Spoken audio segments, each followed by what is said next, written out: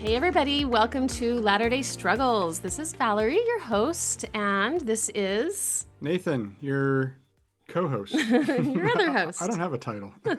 You're a co-host. Okay, it's so good to be with you guys once again today. We come at you once again with more content about the Latter-day Saint Faith Crisis survey that we have been going through.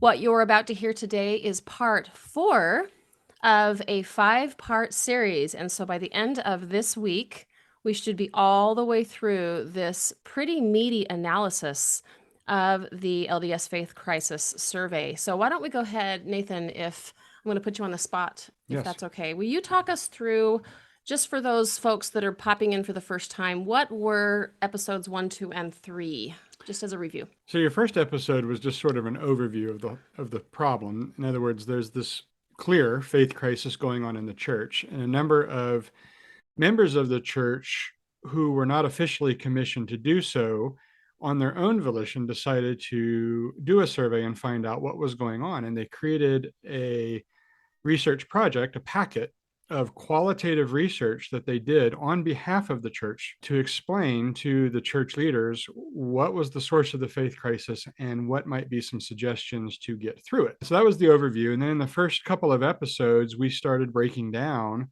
the elements of the faith crisis. We talked about what are some of the things that trigger it and what are some of the concerns that people have. And then we also talked about some what they call their stages of faith crisis, at least according to the LDS Church, which includes starting with people who are very active and very true blue, first half of life, fully committed Orthodox Mormons, how those Mormons are then often triggered by learning things about church history or church culture, and they become somewhat disillusioned. And from their disillusionment, they often take one of two tracks, which is to either distance themselves from the church completely or to stay active in the church, but they're still quite emotionally distant from the church. They're sort of just kind of going through the motion. And so in my mind, that's sort of the summary of those episodes. And what we're going to do today is we're going to actually talk about one of those points back on the stages of the Mormon faith crisis, which is what causes the disillusionment? What is the triggers? What are the triggers, excuse me? But more than what are the triggers, we're going to talk about what is the internal process that happens to the members of the church as they are transitioning from a true blue Mormon to a sort of disillusioned Mormon. So we're going to go deeply into basically this phenomena that these researchers discovered by listening to all of these ethnographic stories that so many of these people that participated in this survey were sharing. Over 3,000. Over 3,000. So they listened and they learned and they started noticing a common theme. And what they call this is a perpetual cycle of disaffection. And so what this means, of course, is that every single person that went through or is going through faith crisis is, of course, going to be having a unique situation because they are a unique human being. However, what you'll notice when you do, or if you read, or if you're a nerd and are into research, is that what starts to happen is you start noticing thematic elements that come up over and over and over and over again. And that's when you start knowing, because you're finding a phenomenon. And once you find a phenomenon, that is the beginning point to where you can start actually looking at a solution, because you actually finally can put your finger on what the problem is. And so we're going to walk you through what these researchers call the perpetual cycle of disaffection, which is the experience that many, many, many people had over and over and over again. And the reason I feel strongly about this particular episode, you guys, is because what this heightens really powerfully is how incredibly traumatic and painful this is in the lives of a lot of us, not just because of what happens through the discovery process, which we went into quite a bit in the last episode, but because of the actual impact it has on our most important relationships, which is our relationships with our own families. with our own partners, with our own parents, with our own children. This faith crisis cuts very, very deeply into the core of our own most intimate relationships. And that's why it needs to be handled with a lot of love and care. And it needs to be looked at and not looked over anymore. Okay. That's my little soapbox on why this matters. This is just me sitting here being a trauma therapist, having a really soft heart for people that suffer. Okay. I'm going to turn it over to you because I'm kind of getting a little teary here. This really gets to me. Well, okay. And I think the other reason it gets to us is because we've experienced it. Yeah. Personally. I mean, it definitely hits home with what we've experienced. So again, we talked about the true blue Mormon. We talked about the disaffected Mormon, someone who has entered into that faith crisis. And so we're kind of backtracking a little bit in what's happening in that transition period. What is taking the true blue Mormon from true blue to disaffection? And there's about 8 identifiable factors here, 8 identifiable steps in that transition. So the first thing they talk about is what they call the initiation. The initiation is simply you hear something or learn something about the church that seems a little off, and you maybe didn't know it before, or maybe you've heard a slightly different version of it. And active members hear these things about history and theology or culture from perhaps a disaffected member or a non-member, and they don't know exactly what to do with it. And I know as a missionary, I heard things all the time. And for the most part, I was just taught to blow it off because they're lies. They're lying. That's right. They're just out to destroy the church, right? If somebody's angry, you can't trust what they say. But you hear this initiation phase, and then eventually a member starts to do their own research. They hear something enough, or they hear something from a source that they do trust, and they say, all right, I'm going to look into this a little bit. Well, unfortunately, when they get into the search phase, not a lot of stuff on the approved church websites touch on some of these really difficult issues. Or if they do touch on them, they touch on them really gingerly and really lightly. And so what ends up happening is that members read on church approved websites or on Fair Mormon, which are websites that are, supportive of the church, but they really get the sense they're still not getting the whole story. They're still not getting all the truth. They're not hearing the truth, the whole truth, and nothing but the truth. And so then they are forced to kind of look for answers on Google, the internet, or quote unquote uncorrelated church sources. Okay, so step 1 of the perpetual cycle of disaffection is the initiation phase, which is where someone exposes a true believing Mormon to something that is unfamiliar or uncomfortable. Then they go into the search. Most of the time they start in the correlated world. Most of the time they don't feel satisfied. And oftentimes they actually go to Google or elsewhere to justify their own standing beliefs. That's the thing that's fascinating about this, is most of the time when we go through this cycle, we're actually looking to be our own little mini apologetics person. We want to believe our own version of truth because it's the foundation upon which we have built our whole testimony, our whole identity, our family structure, our eternal salvation. So we're looking for justification for what we already believe to be true. The problem is that what happens is that, generally speaking, then we hit what is the researchers call step 3, which is the troubling discovery phase. Okay, so the troubling discovery phase, the page here, the troubling discovery page is where these active members find that what they heard from the gate was actually true. Or mostly true. Or mostly true. Yeah. Okay, I'm going to just read a little bit here. It says, many believing members disregard disturbing historical and doctrinal claims as, quote, anti-Mormon lies. Boy, if I had a nickel for every time I heard that as a kid. Okay, sorry, I digress. Okay, so these claims are called anti-Mormon lies and they believe that they have no merit or exaggerations to the point of lunacy. However, while there are plenty of unfounded claims against the church, many, and it says here in the report, many of the most prominent anti-Mormon claims have been verified by faithful church historians as having merit. Yep. That's where you get the dagger to the heart. That is where we all fall into the vortex of the beginnings of crisis, because we really had this foundation that we believed was firm. And I'll be darned if what we've discovered is the things that we thought were heinous lies to the point of lunacy are, in fact, by and large, not lies at all. Yeah.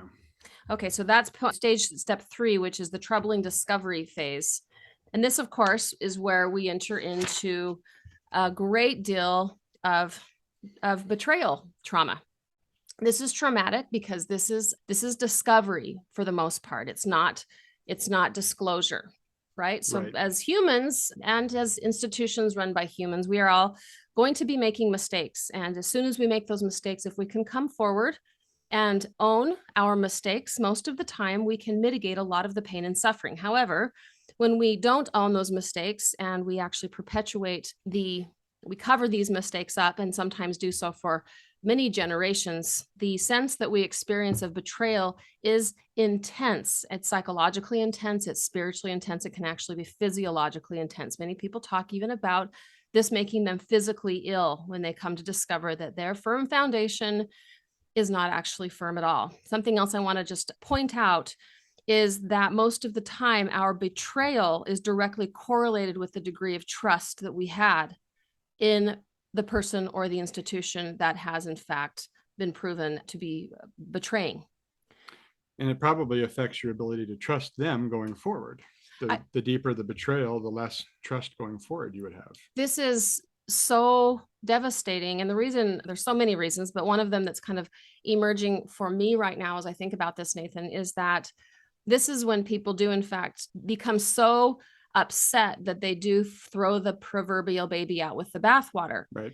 And the reason why is because it starts one down a path in the deepest parts of betrayal, which is, if I can't believe this, what else are you lying to me about? Right. And that's a big deal. It's a really, really big deal. And the thing that's so tragic about this, when people or institutions don't have that moral integrity to own up as things, as they make these mistakes, is it's a really big problem. Because, say, just in the case of our church does in fact house a lot of beauty and goodness. And yet there's no space for beauty and goodness, that we don't have the eyes to see that when we are so incredibly wounded by the betrayal that we feel.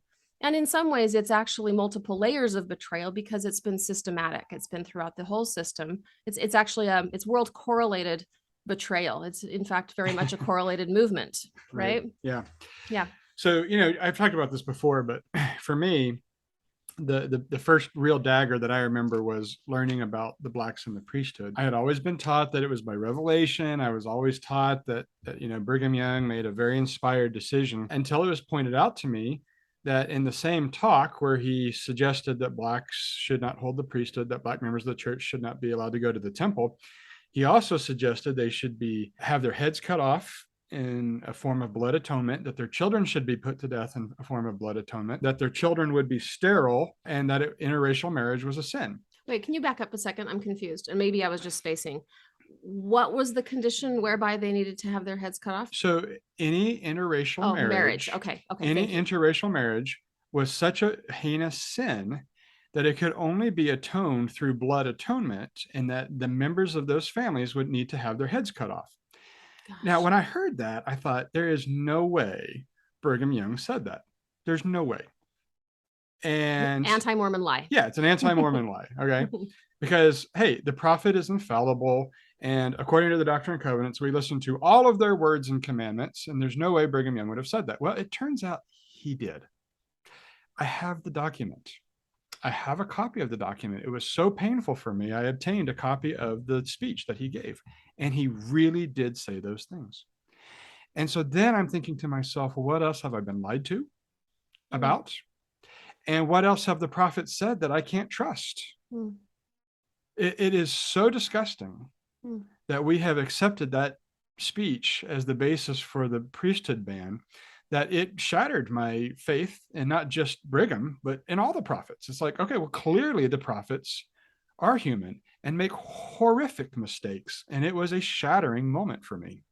So Nathan, stay with that for just a second and talk us through, how are you navigating that from that moment on, where you still hold on to something else also?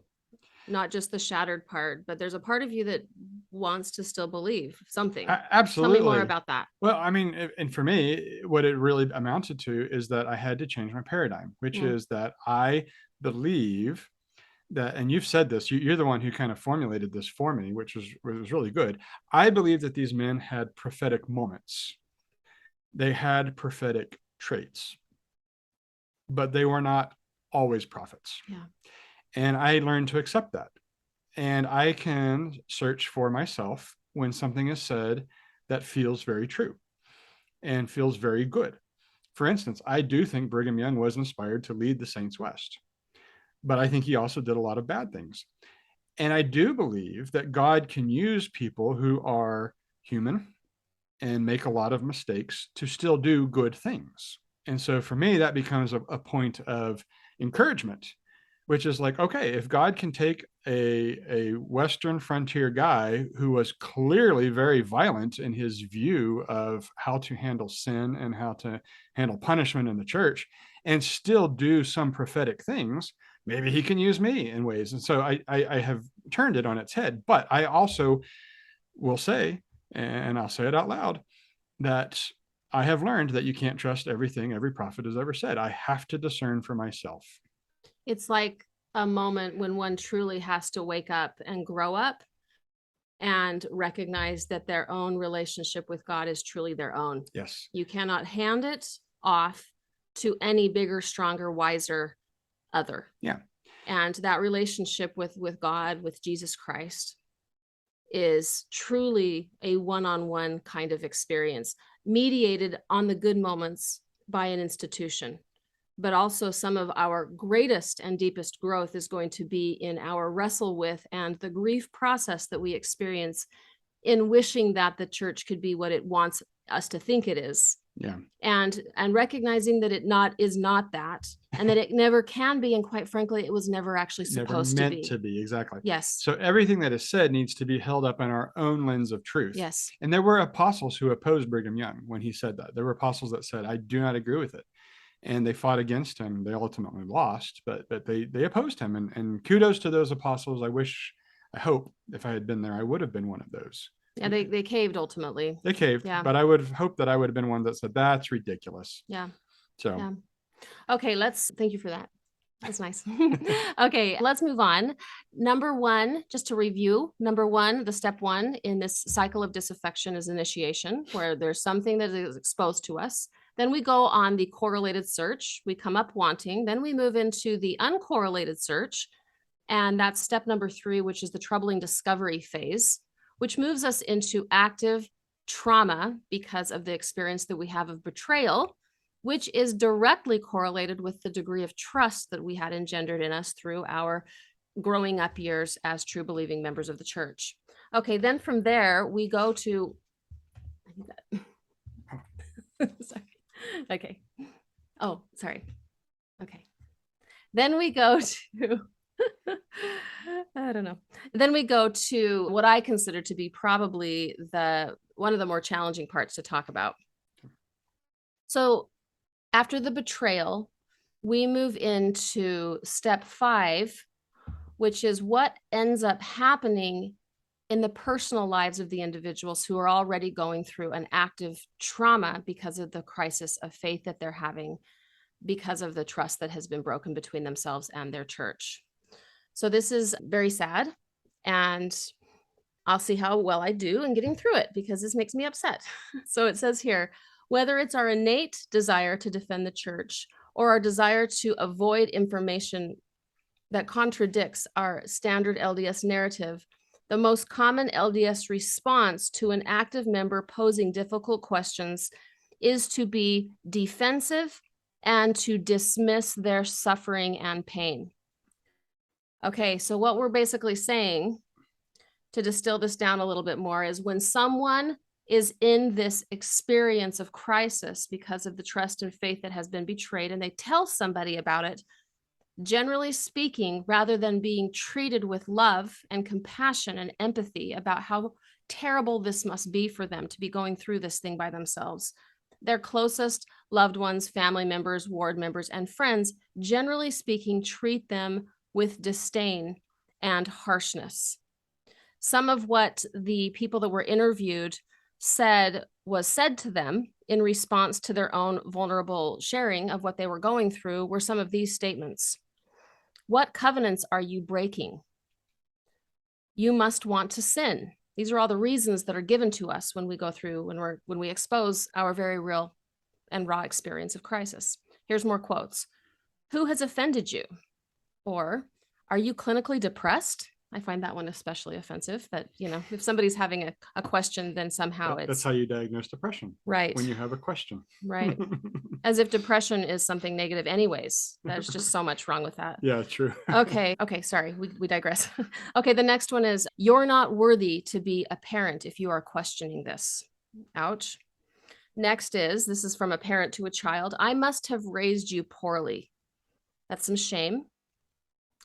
Next quote, I would rather see you dead than see you lose your testimony. You guys, I know that sounds dramatic, and yet I actually have heard my own clients talk about, this is true, somebody, and I don't even think this is going to probably sound very unique. You guys may have heard this before, and the fact that you maybe have heard this is, once again, just evidence of how big of a problem this is. I've heard someone say that their father said that if you come home from your mission before the 2 years is up, it better be in a body bag. Okay, next is, stop reading and thinking about these historical issues. Another quote is, your concerns are anti-Mormon lies and meritless. That might be a number one. That's probably the biggest one I always heard. The next one is, it's your fault that you're struggling. Nothing has been misrepresented. Another one that I find very mean is, your IQ has just dropped 30 points for questioning these things. And another one, this is the last one I'll read to you, is, your discontent is part of a latter-day inner cleansing of the church. So this is all manner of blaming, shaming, and gaslighting is what's going on here. And it's very sad. Why don't we can we spend a minute on this, Nath? Because I feel like this is a big deal. What does this bring up in you as far as, like, when someone is having an honest and legitimate crisis, and this is how they're treated? This is a big deal. This is a big problem that needs to be worked on in our church community. Yeah, well, but the problem is this: when there is a problem, the easiest solution is to identify the other person as the problem, right? So, for instance, what I have heard is, when people would talk in priesthood about a member of their family who left the church, they would always qualify it with, well, he stopped reading his scriptures and he stopped saying his prayers, and then the natural consequences that he left the church. They want to be able to put it into a very nice box. Why did this happen? It happened because you made some mistake. You stopped being good. You wanted to sin. You have a physical or emotional problem that you haven't dealt with. If I can blame you for the problem, then I don't have to look at the problem myself. I don't have to pretend that in my own happy little perfect Shangri-La world that there's actually a problem. Well, and I think too, two things come to my mind. I remember when we were studying the points of a spiritually abusive system, one of the big take-home memories I have of reading and studying that and going through that with you guys here on the podcast is that if you state the problem, you become the problem. Right. Because right here in River City, we don't want trouble. Yeah. Right. Yeah. That's from The Music Man. The Music Man. Look at you. But the point is that you have to be the problem. Well, right? Yes. It's Poole has been brought to River City, and Poole is the source of the problem. You guys are going to all have to stop this podcast and go watch Music Man, because he's just full of metaphors today. So the deal, though, is that if one individual has a problem, it's much simpler to extricate them from the system than to actually have to acknowledge that this is a systemic sickness. Right. And so it's very inconvenient for a system to be so sick that it itself has to be looked at. That's a big deal. And that's what this faith crisis study is actually trying to articulate, is we're not saying this is simple. This is a systemic big deal. Mm-hmm. And yet at the same time, those individuals who are bringing it to light are not in fact the problem. Right. They are actually trying to come up with a solution. They're having honor. They're being diligent. They're actually showing a high degree of integrity. And so for someone to have these integrity-based experiences and bring them to their nearest and dearest, and then be treated with blame, shame, or some variation of gaslighting, it's a big deal. This needs to be pattern interrupted and corrected as at a systemic level as well. Do you have anything more you want to say, or do you want to move on to step 6? Go ahead. Is that me still? Yep. Okay. All right. So once we hit this harsh treatment stage, it moves immediately into seems like a very logical next step, which is a process of distancing. What this means is people are so wounded. First, it's like the 1-2 punch. Remember, they're hurt already because their worlds have been turned upside down by this institution, and then they go into their own safe places, with their partners, with their parents, their children, their friends, their ward members, and they're treated with so much disdain or fear, which is this is all really just based in fear, right? I mean, the essence of this is all of the blaming, shaming, and gaslighting is just because the folks that hear us talk like this, it terrifies them, because imagine for a moment, if it were true, then they too have to sink into this abyss of disorientation. Yeah. And then they have to go through the faith crisis too. And so what none of us understand in those moments is that's exactly what they actually do need to do, so that the entire institution can become finally healed. Mm-hmm. But they don't want that. They want it to stay the way it is. They like the defense strategies that have been activated at the institutional level. And so they kind of use these party lines to make us feel like we're the problem. And so what do? Is the tendency is to distance ourselves. We don't want to, we feel like we are vulnerable, and that they don't understand us. And we can't trust them. And we can, yes, right. Because it does in some ways feel like we're operating in two sort of different levels of consciousness. And so it becomes very, very challenging to have dialogue, or to have intimacy, or to continue to stay connected with folks like this. The problem, though, is that this isn't really a tenable solution, because these are our families, these are our friends, these are our neighbors. And yet at the same time, it is a temptation to distance ourselves. The Faith Crisis Report actually says, I'm going to go ahead and read this because I found this fascinating. It says here that this distancing phase, a piece of this distancing phase, is often aggravated by the struggling members' overreactions to the beliefs that they have been treated harshly and unjustly persecuted for simply asking questions and disclosing historically accurate information. Now, I'm feeling compelled to qualify that, because I would dare say that probably is sometimes true. Maybe they are, in fact, overreacting and just paranoid. Or on the other hand, maybe they are, in fact, being treated with a great deal of blame and shame. In each case, I think we need to respect the fear that both parties are feeling. I guess I can speak for myself here on the topic of overreacting. I feel like with my own experience, because I'm, of course, not just doing this quietly, I'm doing this with thousands of people listening to me at this point in time. I would be lying if I didn't say that I felt a little paranoid sometimes, with my family or with ward members. I don't know what they're thinking. It may be that they're not thinking anything, or maybe they even respect me, that I'm having the voice that they don't dare to have. But in my own mind's eye, because my fear is big, and because I'm in a system that has taught me to be fearful of this kind of integrity, I am a little paranoid, and I might in some ways be overreacting a little bit to what I'm assuming people are thinking about me for the crisis, for the experience I'm having. And maybe I'm not being fair to them out there, and maybe they would be more loving if I would let them. But I distance myself because I feel so misunderstood. Yeah. Yeah. And it's based on their real reactions. I mean, yeah, they overreact, we overreact. Sure. Okay, so step 7 is this idea of anger magnification, which basically is just kind of saying we get into this cycle.